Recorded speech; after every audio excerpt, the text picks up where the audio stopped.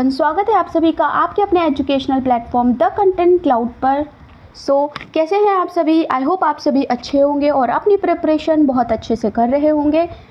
आज के इस वीडियो में हम लोग डिस्कस करेंगे उत्तर प्रदेश पुलिस कांस्टेबल री एग्ज़ाम से रिलेटेड आपके कुछ महत्वपूर्ण प्रश्न। ये प्रश्न आपके जीके जीएस से रिलेटेड हैं।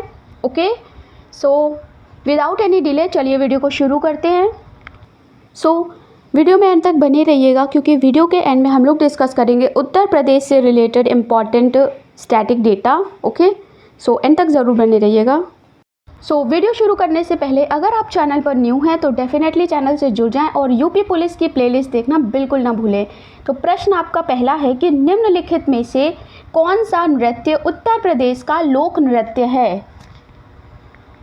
ओके, ऑप्शंस हैं आपके रासलीला, मयूर नृत्य, ख्याल नृत्य, ऊपर के सभी, यानी सभी ऑप्शंस आपके करेक्ट हैं।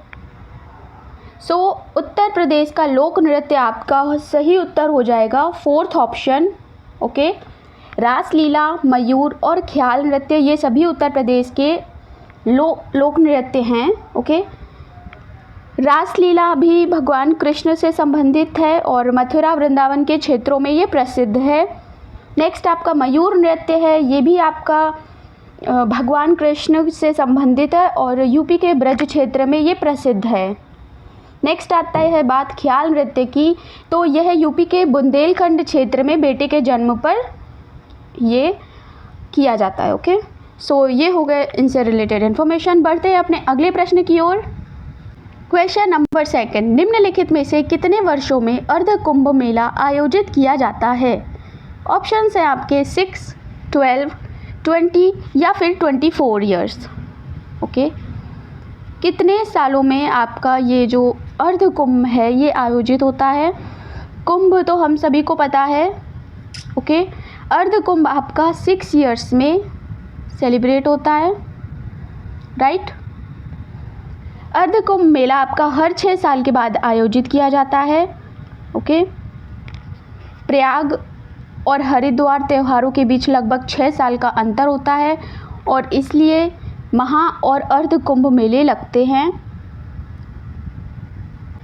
यह जो कुंभ है यह आपका 4 नदी तट तीर्थ स्थलों पर मनाया जाता है, जिसमें पहला है आपका गंगा रिवर इलाहाबाद। गंगा यमुना सरस्वती नदियों का संगम होता है यहाँ पर। ओके, नेक्स्ट आपकी हो गई हरिद्वार गंगा नदी पर। नेक्स्ट आपका स्थान है नासिक गोदावरी रिवर पर। और फोर्थ आपका जो प्लेस है जहाँ पर ये कुंभ आयोजित होता है उज्जैन शिप्रा नदी के तट पर। ओके, ये हो गई आपकी इंफॉर्मेशन रिलेटेड टू अर्ध कुंभ मेला, राइट। अगला प्रश्न है क्वेश्चन नंबर, निम्नलिखित में से कौन सा बुंदेलखंड का एक लोकप्रिय लोकगीत है? अभी ऊपर क्वेश्चन में हम लोगों ने लोक नृत्य डिस्कस किए थे, अभी लोक गीत आपसे पूछा गया है। ऑप्शंस हैं आपके बिरहा, आल्हा, रसिया या लांगुरिया। ओके, क्या करेक्ट ऑप्शन होगा आपको बताना है। बात करें ऑप्शन नंबर फर्स्ट बिरहा की, तो यह एक लोकगीत है जो आपका उत्तर प्रदेश और बिहार में जो अहीर समुदाय है उनसे संबंधित है, राइट। और नेक्स्ट आपका है आल्हा, यह भी एक आपका बुंदेलखंड का लोकप्रिय लोकगीत है। ओके, करेक्ट ऑप्शन आपका हो जाएगा सेकंड ऑप्शन आल्हा। फाग, दादरे, गारी, लामटेरा ये सभी इम्पॉर्टेंट लोकगीत हैं, आप इन्हें नोट कर लीजिएगा। ओके, हो सकता है आपसे फाग पूछ लिया जाए, लामटेरा पूछ लिया जाए, दादरे पूछ लिया जाए, तो आप इन्हें नोट कर लीजिएगा एक जगह। ये आपके बुंदेलखंड के लोकप्रिय गीत हैं। बढ़ते हैं अगले प्रश्न की ओर। क्वेश्चन नंबर 4 है, पवित्र स्थान नैमिषारण्य उत्तर प्रदेश के किस जिले में स्थित है? ऑप्शंस हैं आपके अयोध्या, बलिया, चित्रकूट, सीतापुर। सो आपको बताना है कि नीमसार या नैमिषारण्य कहाँ पर आपका स्थित है। सो नैमिषारण्य जो मंदिर है ये उत्तर प्रदेश में आपके गोमती नदी के तट पर स्थित है। यह भगवान विष्णु को समर्पित है। ओके, और ये आपका जो सीतापुर ज़िला है, लखनऊ के पास ही है, वहाँ आपका ये स्थित है। ओके, सो बढ़ते हैं अगले प्रश्न की ओर। क्वेश्चन है कि उत्तर प्रदेश में निम्नलिखित में से कौन सी जाति माघी उत्सव मनाती है। ऑप्शन है आपके गोंड, थारू, बुक्सा या फिर पहाड़िया।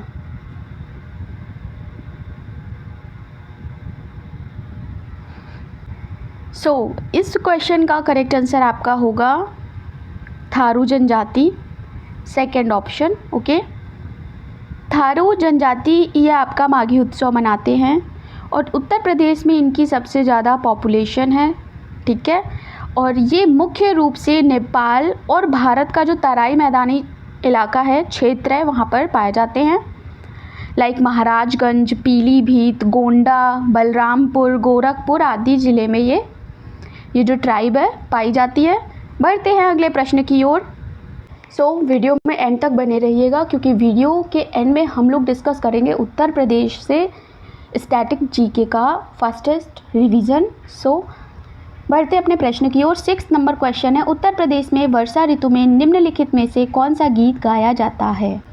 ऑप्शंस हैं आपके बिरहा, रसिया, चैती या फिर कजरी। क्या होगा करेक्ट आंसर आपको बताना है। वर्षा ऋतु में कौन सा गीत गाया जाता है। बात करें इसके करेक्ट आंसर की तो है option number 4, fourth option. Okay, Kajri Uttar Pradesh का एक प्रसिद्ध लोक गीतों में से एक है। ओके, आमतौर पर ये जो सॉन्ग है, ये गीत है, ये उत्तर प्रदेश की जो महिलाएं हैं इन्हें ये भोजपुरी भाषा में गाती हैं। इम्पॉर्टेंट है, देख लीजिएगा। ओके, बढ़ते हैं अगले प्रश्न की ओर और इस क्वेश्चन का करेक्ट आंसर हो जाएगा option number 4 Kajari. Question number 7 है कि बुलंद दरवाज़ा कहाँ पाया जाता है, कहाँ पाया जा सकता है। आगरा, फतेहपुर सीकरी, पुरानी दिल्ली, अमृतसर, कहाँ पर आपका बुलंद दरवाज़ा पाया जाता है।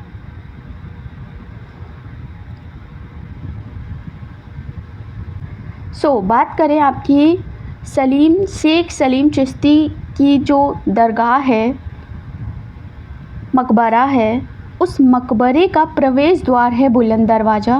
ओके, जिसे विजय द्वार भी कहा जाता है, विजय द्वार। ओके, कहते हैं कि इसे गुजरात पर अकबर की जीत की याद में 1575 में बनाया गया था। ठीक है, जो ऑप्शन करेक्ट है वो आपका हो जाएगा सेकंड वाला, फतेहपुर सीकरी। बढ़ते हैं अगले प्रश्न की ओर। क्वेश्चन नंबर 8 है, उत्तर प्रदेश में निम्नलिखित में से किस जिले में हर साल बटेश्वर मेले का आयोजन किया जाता है। बटेश्वर मेला, कानपुर, वाराणसी, मथुरा, आगरा, कहाँ आपका ये मेला आयोजित होता है आपको बताना है।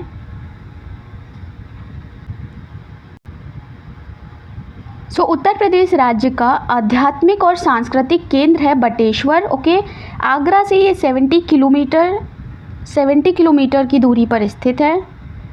ओके, ये आपका आगरा ज़िले में आयोजित होता है। 4th ऑप्शन करेक्ट आंसर हो जाएगा। बढ़ते हैं अगले प्रश्न की ओर। बात करें मथुरा की, अगर सबसे ज़्यादा मेले कहाँ आयोजित होते हैं उत्तर प्रदेश में, तो वहाँ आपका मथुरा ऑप्शन सही हो जाएगा। ओके, फिलहाल इस क्वेश्चन का करेक्ट आंसर है ऑप्शन नंबर 4 आगरा। नेक्स्ट है क्वेश्चन नंबर 9 है, मध्य प्रदेश और उत्तर प्रदेश सीमा पर कौन सा मंदिर स्थित है। ऑप्शंस हैं आपके विराटेश्वर मंदिर, झिंगुरदा मंदिर, कुंडदेव महादेव मंदिर, नोहलेश्वर मंदिर। करेक्ट आंसर क्या होगा आपको बताना है।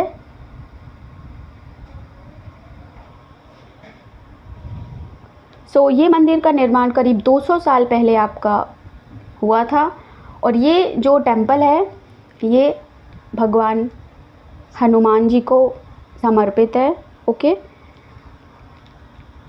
और इसका नाम है आपका झिंगुरदा मंदिर, right. Second option is the correct answer. बढ़ते हैं अगले प्रश्न की ओर। क्वेश्चन नंबर 10, रागिनी, ढोला, स्वांग उत्तर प्रदेश के लोकगीत हैं। ओके, पश्चिमी क्षेत्र के हैं, पूर्वी क्षेत्र के हैं, अवध क्षेत्र के हैं या फिर रोहेलखंड क्षेत्र के हैं। क्या होगा करेक्ट आंसर, आपको बताना है।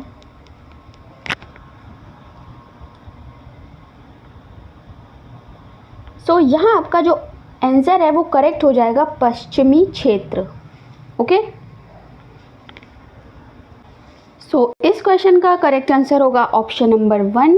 बात करें ऑप्शन नंबर 4 की, तो रुहेलखंड के 2 महत्वपूर्ण आपके जो लोकगीत हैं वो प्रसिद्ध हैं, आपसे पूछे जा सकते हैं। उनमें पहला है आपका लावनी। ओके, नेक्स्ट है बहरात बिल। ओके, 2 ये ऐसे लोकगीत हैं जो आपसे इम्पॉर्टेंट है और पूछे जा सकते हैं। तो बढ़ते हैं क्वेश्चन नेक्स्ट की ओर। क्वेश्चन नंबर 11 है, उत्तर प्रदेश के किस शहर को ग्रास ऑन द ईस्ट के नाम से जाना जाता है। ऑप्शंस हैं आपके, नोट करिएगा, grass on the east. Options हैं गोरखपुर, मुरादाबाद, बनारस या फिर कन्नौज। सो बात करें पूर्व की घास, यानी पूर्व की घास एक और नाम है जो आपका इसे प्रदान किया गया है। ओके,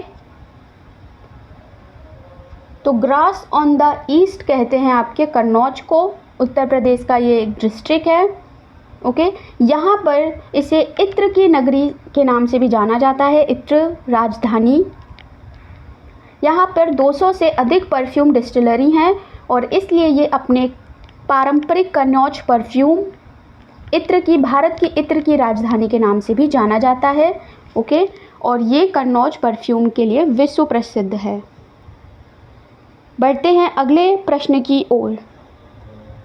क्वेश्चन नंबर 12 है, दक्षिणी उत्तर प्रदेश में औरैया जिला का जो प्रमुख उत्पादक है वो क्या है, आपको बताना है। गुड़, शहद, शुद्ध देसी घी या फिर हींग। क्या है करेक्ट आंसर, आपको बताना है।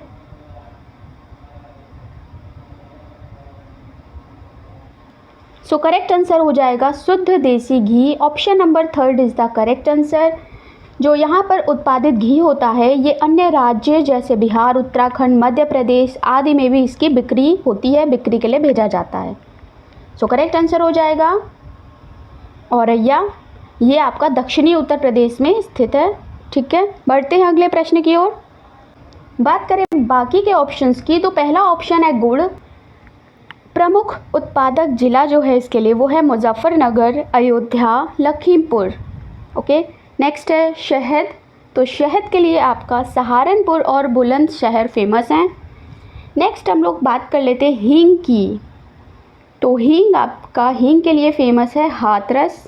ओके, हाथरस आपका हींग के लिए प्रसिद्ध है, प्रमुख है। सो ये थी बची हुई इन्फॉर्मेशन। बढ़ते हैं अब अगले प्रश्न की ओर। प्रश्न है कि उत्तर प्रदेश के सहारनपुर शहर निम्नलिखित में से किस कला और शिल्प के लिए विश्व प्रसिद्ध है। सहारनपुर शहर चूड़ियाँ बनाने, इत्र और सुगंध के लिए, लकड़ी पर नक्काशी के लिए, कालीन निर्माण के लिए, किस लिए प्रसिद्ध है सहारनपुर, आपको बताना है। सो वीडियो को शेयर कर दें जिससे वीडियो औरों तक भी पहुँचे। सो सहारनपुर जो आपका प्रसिद्ध है वो है 3rd ऑप्शन, लकड़ी पर नक्काशी के लिए। ओके,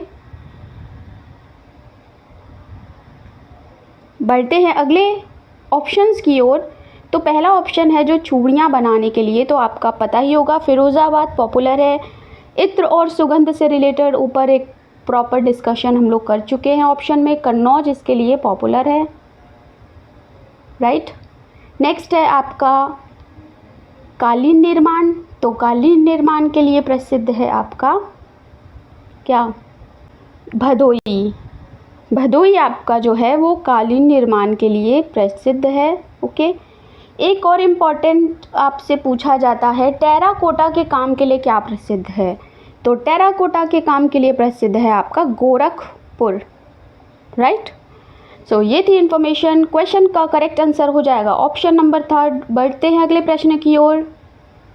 क्वेश्चन है कि उत्तर प्रदेश आयुर्विज्ञान विश्वविद्यालय कहाँ पर आपका स्थित है? इटावा, प्रयागराज, वाराणसी, लखनऊ। ऑप्शन है आपके, बताना है कि ये आयुर्विज्ञान अनुसंधान संस्थान कहाँ स्थित है।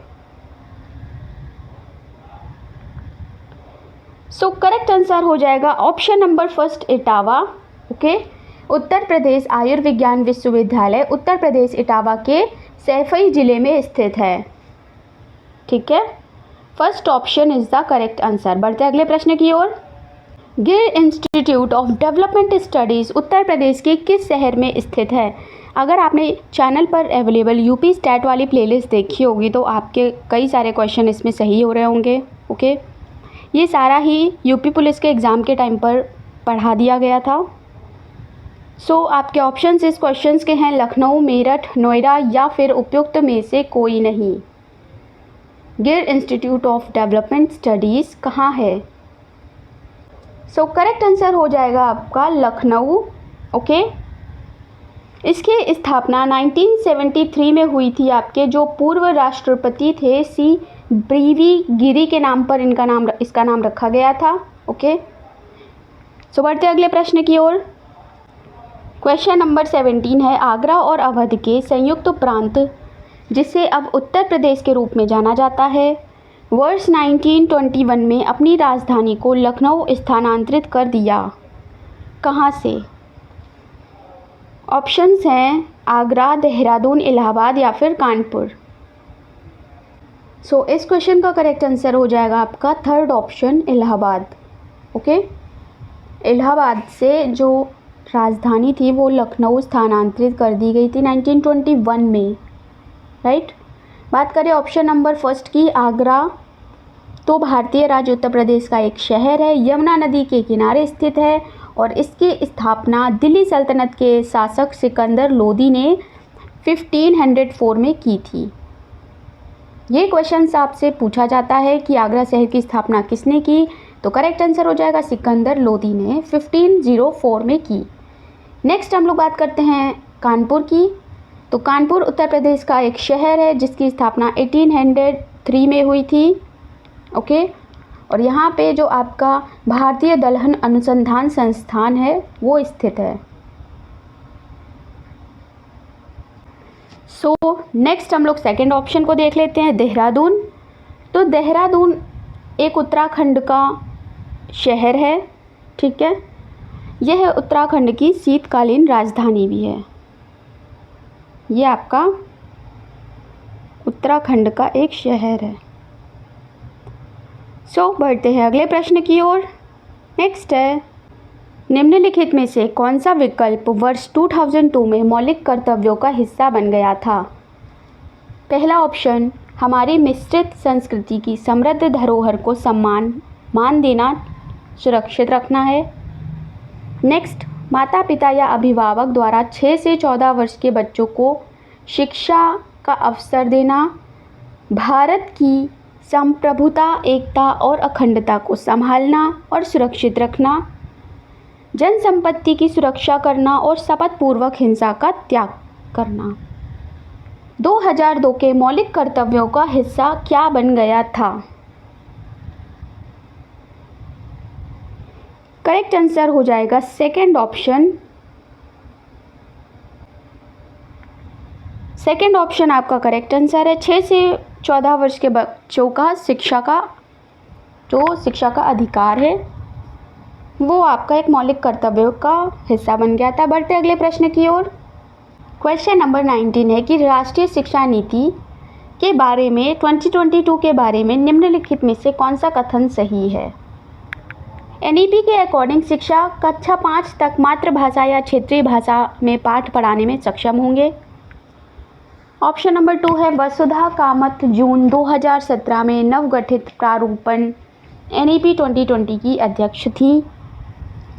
नेक्स्ट है NEP 2020 के अनुसार एक उच्च अनुसंधान संस्कृति को बढ़ावा देने और उच्च शिक्षा अनुसंधान क्षमता के निर्माण के लिए एक उच्च निकाय के रूप में उच्चतर शिक्षा आयोग बनाई जाएगी।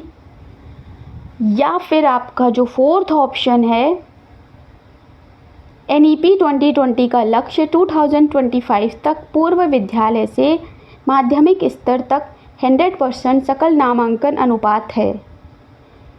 क्या कौन सा कथन आपका सही है NEP के अकॉर्डिंग आपको बताना है। सो जो फर्स्ट ऑप्शन है वो एकदम करेक्ट है। ओके, मातृभाषा पर पूर्ण रूप से बल दिया गया है। ओके, सो अगला प्रश्न है, क्वेश्चन नंबर 20 है, समकालीन भारतीय समाज के उद्देश्य क्या हैं। आपको 4 ऑप्शन दिए गए हैं, इनमें से करेक्ट उद्देश्य बताना है। पहला है सामाजिक और राष्ट्रीय एकीकरण की भावना विकसित करना। अगला है अंतर्राष्ट्रीय शिक्षा के लिए कौशल और मूल्य विकसित करना। थर्ड वन है सामाजिक और राष्ट्रीय एकीकरण के लिए मूल्य शिक्षा और आधुनिकीकरण में वृद्धि करना। नेक्स्ट है बढ़ती उत्पादकता और आधुनिकीकरण की प्रक्रिया का त्वरण। क्या होगा करेक्ट ऑप्शन आपको बताना है। सो थर्ड ऑप्शन जो है ये करेक्ट आंसर बन जाएगा, सामाजिक और राष्ट्रीय एकीकरण के लिए मूल्य शिक्षा और आधुनिकीकरण में वृद्धि। सो वीडियो को शेयर करना बिल्कुल ना भूलिएगा, वीडियो को शेयर कर दीजिएगा जिससे औरों तक भी ये वीडियो पहुँचे। सो अगला प्रश्न है, क्वेश्चन नंबर 21, लक्ष्मीबाई राष्ट्रीय शारीरिक शिक्षा संस्थान किस वर्ष स्थापित किया गया था। 1952, 1957, 1960 या फिर 1967।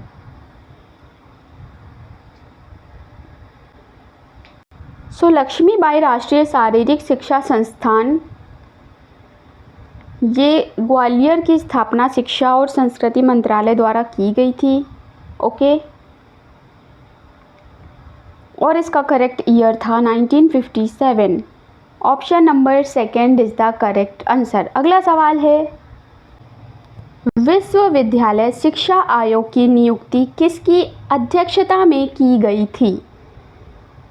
विश्वविद्यालय शिक्षा आयोग जो आपका 1948 से 1949 एक पहला आयोग था, उसकी जो अध्यक्षता है वो किसके द्वारा की गई थी।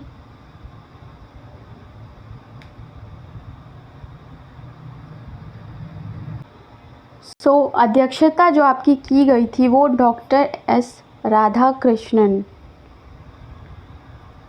इनकी अध्यक्षता में ये विश्वविद्यालय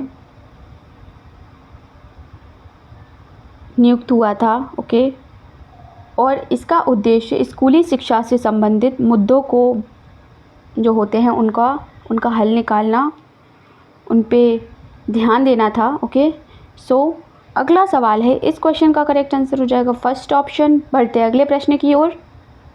क्वेश्चन नंबर 23, स्नूकर खेल पहली बार किस देश में खेला गया था। आपको बताना है, स्नूकर खेल पहली बार किस देश में खेला गया था। ऑप्शंस हैं आपके ब्रिटेन, फ्रांस, भारत या फिर रूस। सो क्वेश्चन का करेक्ट आंसर आपका हो जाएगा India. Okay, Bharat. 19th century में इसकी आपकी स्थापना हुई थी इस गेम की। ओके, सो भारत करेक्ट आंसर हो जाएगा। अगला है, क्वेश्चन नंबर 24 है, किस नदी तट तीर्थ स्थलों पर कुंभ मनाया जाता है। ऑप्शंस आपके इलाहाबाद, नासिक, उज्जैन या फिर कानपुर। तो किस नदी तट तीर्थ स्थल पर आपका कुंभ नहीं मनाया जाता है, आपसे पूछना था। नहीं। ओके, यहाँ पर आपको बताना है कहाँ नहीं मनाया जाता है। ऑप्शन हैं आपके इलाहाबाद, नासिक, कानपुर, उज्जैन। क्या होगा correct answer. So correct answer हो जाएगा ऑप्शन नंबर 4 कानपुर। ओके, इस क्वेश्चन से रिलेटेड इन्फॉर्मेशन ऊपर शेयर कर चुके हैं, ऊपर ऑप्शन था उसमें डिस्कस कर लिया था। अगला सवाल है, क्वेश्चन नंबर 25 इम्पॉर्टेंट क्वेश्चन है, उत्तर प्रदेश का स्थापना दिवस कब मनाया जाता है? जितना सरल है उतना ही इम्पॉर्टेंट भी है। ऑप्शन है आपके 24 जनवरी 1951, 1950, 1952 या फिर 1953। क्या होगा करेक्ट आंसर, आपको बताना है। सो यहाँ करेक्ट आंसर हो जाएगा ऑप्शन नंबर सेकंड, ओके, 24 जनवरी 1950। अगला सवाल है क्वेश्चन नंबर 26, सीएनजी का पूर्ण रूप क्या है? What is the full form of CNG? Option है आपके सामान्य राष्ट्रीय गैस, संपीड़ित प्राकृतिक गैस, सामान्य प्राकृतिक गैस, प्रमाणित प्राकृतिक गैस। क्या होगा सीएनजी का full form?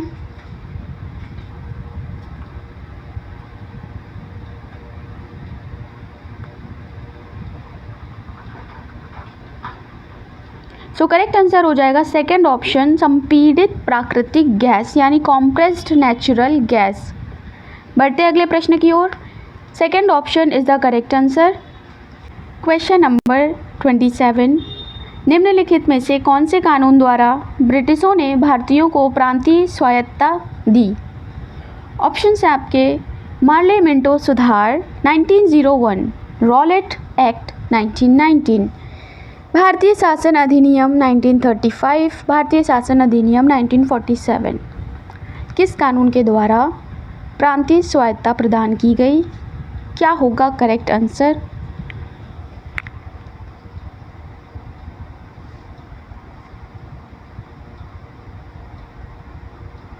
So correct answer हो जाएगा यहाँ पर थर्ड ऑप्शन, ओके। बढ़ते हैं अगले प्रश्न की ओर। क्वेश्चन नंबर 28, एक महत्वपूर्ण तंत्र है जिसके माध्यम से सांसद सरकार के कामकाज के बारे में जानकारी प्राप्त कर सकते हैं। प्रश्नकाल, उत्तर घंटा, शून्यकाल या फिर पहला घंटा। सो क्या होगा करेक्ट ऑप्शन, आपको बताना है।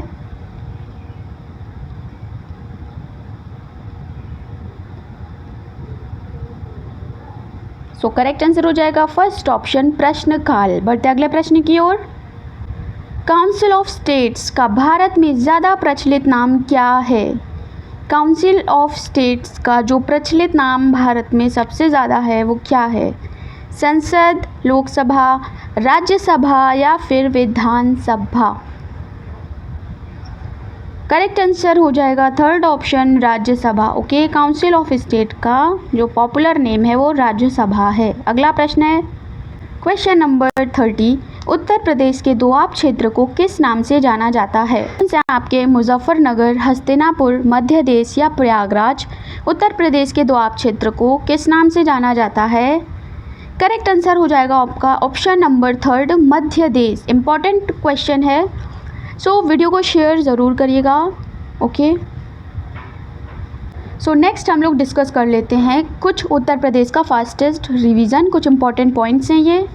ओके, ये आपका फास्टेस्ट रिवीजन होगा, आपको ध्यान से सुनना है और अपने आप जो नोटबुक है उसमें नोट कर लेना है। फर्स्ट आपका इंपॉर्टेंट पॉइंट है, सो सबसे पहले बात करें उत्तर प्रदेश की कैपिटल की, तो वो है आपकी लखनऊ।